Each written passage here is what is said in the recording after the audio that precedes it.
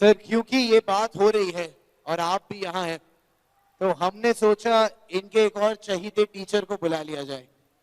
आप इन्हें YouTube पे बहुत प्यार देते हैं और ये मैथमेटिक्स के गुरु हैं आपके, तो हमने सोचा कि राहुल सर आए हैं तो आपके एक और सर को बुला लेते हैं। प्लीज वेलकम अभिनय Sharma. Come on everyone for अभिनय सर। नमस्कार। Thank you Rahul ji. आज लीडर ऑफ अपोजिशन और हम जैसे शिक्षकों को अगर पेपर लीक पे ऐसे इवेंट करने पड़ रहे हैं तो आप सोचिए पेपर लीक कितना बड़ा उद्योग है। और आप कहते हैं आवाज उठाना गलत है। आज मैंने बहुत हिम्मत की, जब मैं यहाँ आ रहा था तो तमाम टीचरों ने मुझे कहा कि आप लीडर ऑफ अपोजिशन के साथ देखेंगे। ये कैसा डर है? मैं इस डर को भी तोड़ने आया हूं कि हम सब मिलकर के अगर देश हित की बात होगी, पेपर लीक की बात होगी, तो हम ये आवाज उठाएंगे। और बगावत किसको करनी है? ये हक की लड़ाई है तुमसे और ये हम हक लेकर रहेंगे। आज आपने बात सिस्टम की क्या है सिस्टम? जो पेपर बना रहे हैं, जो पेपर पहुंचा रहे हैं, जिनकी निगरानी में पेपर हो रहा है और उसके बाद लीक हो जा रहा है, ये सभी तो सिस्टम है। और आप कह रहे हैं सिस्टम फेल हो गया। कहने का मतलब है कि तुम जिन लोगों को जिम्मेदारी दे रहे हो वो जिम्मेदारी ठीक से निभा नहीं रहे और तुम क्या कह देते हो? सिस्टम फेल हो गया। रेल अच्छी दौड़ रही है तो सरकार को श्रेय चाहिए। सब कुछ everything in this country is happening good in the नेतृत्व ऑफ प्रधानमंत्री। लेकिन जब प्रॉब्लम आ जाएगी सिस्टम जिम्मेदार है। तब सिस्टम क्यों? 22 लोगों ने आत्महत्या कर दी। क्या देश के प्रधानमंत्री, शिक्षा मंत्री की संवेदना नहीं थी? इस पे नहीं आनी चाहिए थी? ये दर्द देश के लोगों का नहीं है? इन कैमरों से पता चल रहा है कि कैमरा हर जगह पहुंच रहा है, पेपर लीक नहीं पकड़ पा रहे आप।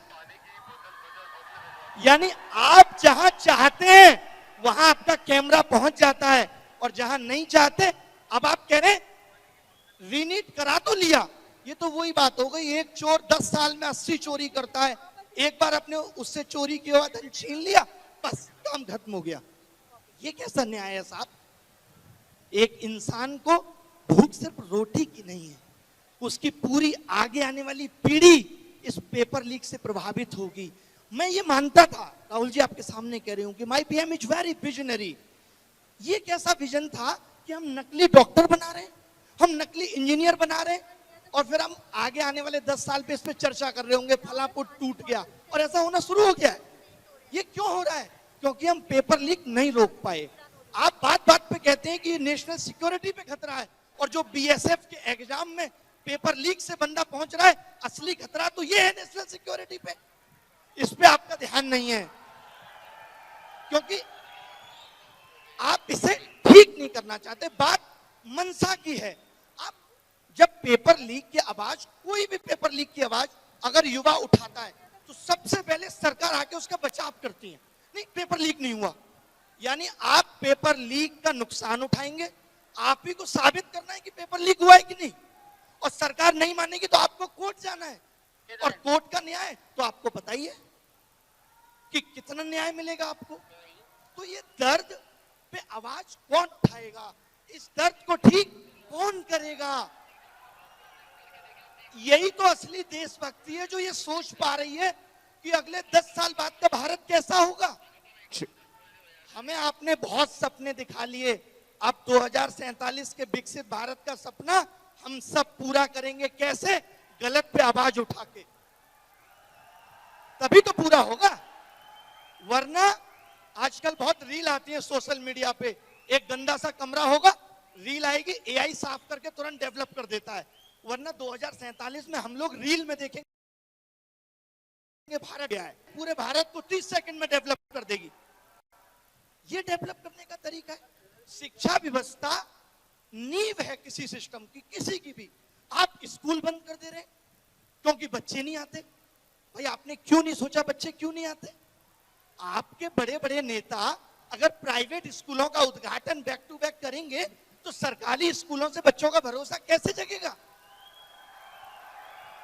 सरकारी सोचिए, वो भारत जो आज विश्व गुरु बनने की बात कर रहा है, जिसका डंका देश में, वर्ल्ड में बज रहा है, उसके यहां सरकारी स्कूलों में लड़कियों के लिए टॉयलेट नहीं है।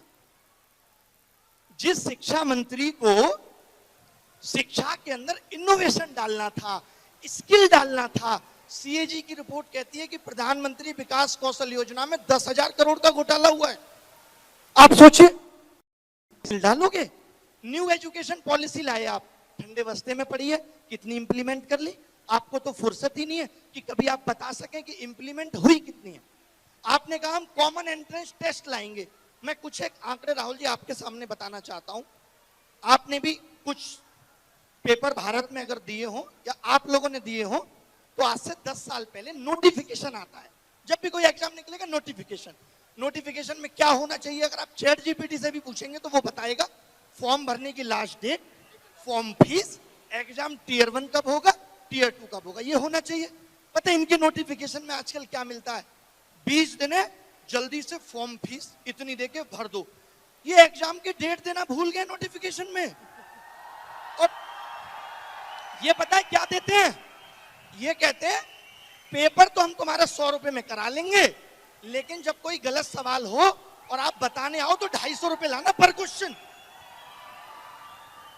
दिस इज कॉल्ड असली पेपर लीक उद्योग चल रहा है भारत में। ऐसे ही एनटीए 500 करोड़ रुपए 4 साल में नहीं कमा ले रही। ये एजेंसियां हम जैसे आप जैसे लोगों से पैसा वसूलने के लिए बनाई गई थी। आप पैसा वसूलने के लिए एग्जाम करा रहे हैं, या आप भारत का भविष्य सुनहरा कर रहे थे? आपने ध्यान नहीं दिया।